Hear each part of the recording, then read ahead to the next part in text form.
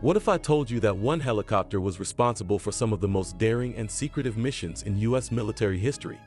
A helicopter so advanced, it could infiltrate deep behind enemy lines, undetected, in the dead of night. Meet the MH-53 Pave Low, the ultimate workhorse of US Special Forces. From rescuing downed pilots to leading the first assault in Iraq, this beast of the skies was a game changer. But what made it so special? And why was it eventually retired? Let's find out. The origins and design of the MH-53 Pave Low. To understand the MH-53 Pave Low, we have to go back to its roots.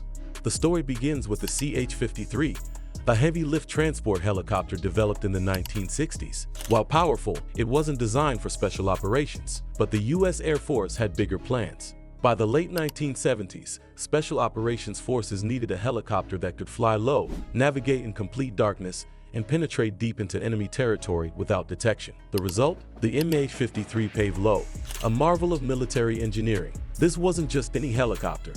The MH-53 Pave Low was fitted with state-of-the-art terrain-following radar and GPS navigation, allowing it to fly at extremely low altitudes, sometimes just 100 feet above the ground, all while avoiding enemy radar. The forward-looking infrared (FLIR) gave pilots crystal-clear vision in the dead of night or even through heavy fog, and if enemy forces tried to lock on, the Pave Low's electronic countermeasure systems could jam or mislead enemy radar, making it nearly invisible. This wasn't just a helicopter. This was a stealthy war machine designed to go where no other aircraft could.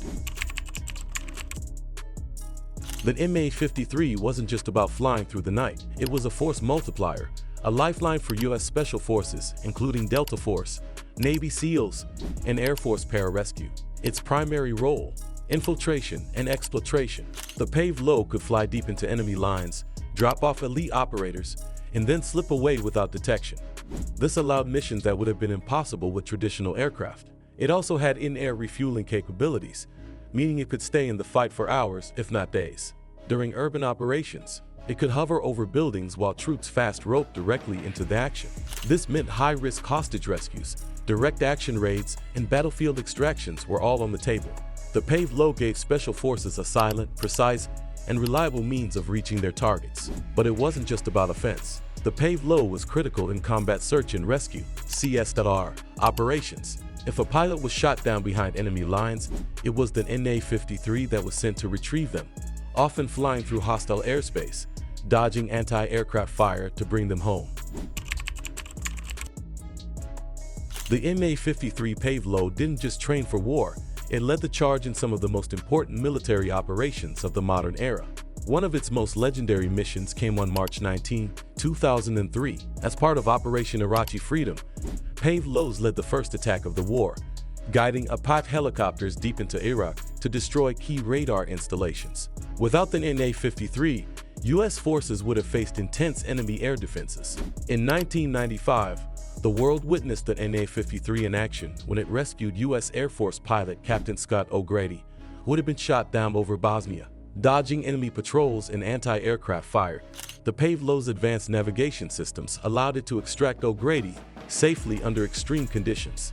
And in Afghanistan, it was the Pave Low that carried Special Forces deep into Taliban-controlled mountains, supporting counter-terrorism operations in some of the most inhospitable and dangerous terrain on Earth. No matter the mission, the MH-53 got the job done.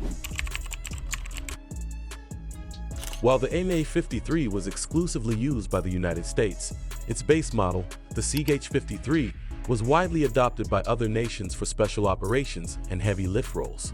Germany operates the CH-53GS and CH-53GA, heavily modified versions of the original CH-53, used for troop transport and special operations. Israel uses the CH-53 Yaser, which has been a critical asset in covert raids, counterterrorism operations, and combat search and rescue. With constant upgrades, it remains a backbone of the Israeli Air Force. Other operators include Japan, Iran, and Mexico, all using variants of the CH-53 for military operations. Despite its legendary status, all good things must come to an end. In 2008, the MH-53 Pave Low was officially retired, replaced by the CV-22 Osprey and MH-47 Chinook. The MH-53 Pave Low wasn't just a helicopter, it was a game changer. Though retired, its legacy lives on in every mission where helicopters silently insert elite troops into the unknown. The spirit of the Pave Low will never be forgotten. Like, comment, and subscribe for more military history.